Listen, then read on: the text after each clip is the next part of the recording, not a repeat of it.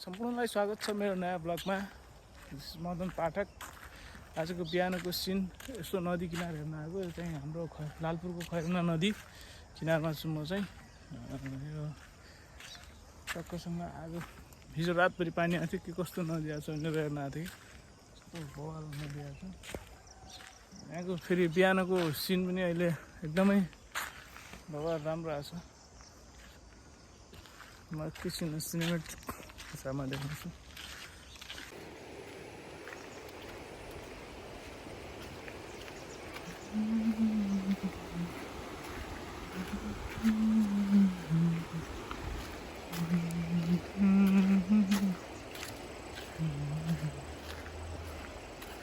मजा आयो बिहान हेर्नु है, आनन्द हुन्छ।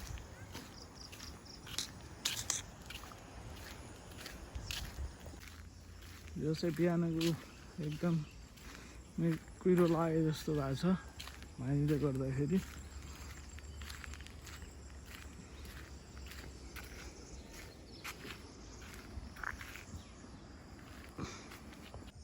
पहिला चाहिँ नदीमा यो बिहानतिर आउँदाखेरि हामीहरू पनि नुहाउँथ्यौँ, टन्नै मजा आउँथ्यो। आजभोलि त अलिक चिसो महसुस हुन्छ र बच्चाहरू पनि धेरै हुन्थ्यो कि यहाँ नुहाएर।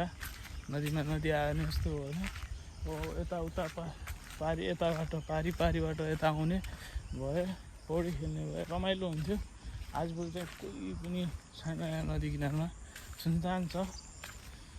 जति नदी आयो भने कोही आउँदैन खासै नदीतिर, किनभने आजभोलि राति 12-1 बजेसम्म केटाहरू साना खुच्चा हाचीहरू पनि टिकटक हेर्ने, दिन रात बढी मोबाइल चलायो, गेमसेम खेल्यो, बसिदिने भयो। अनि अहिले त आउँछन् त यहाँ यस्तोमा प्राकृतिकमा रमाउनु लगभगै प्राय धेरै ठाउँमा छोडिसके।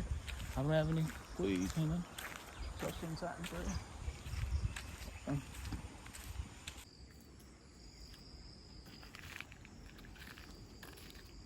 Right.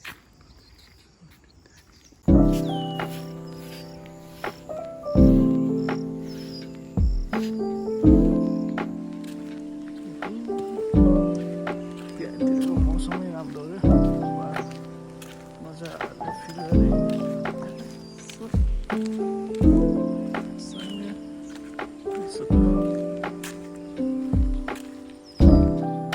Back to my home.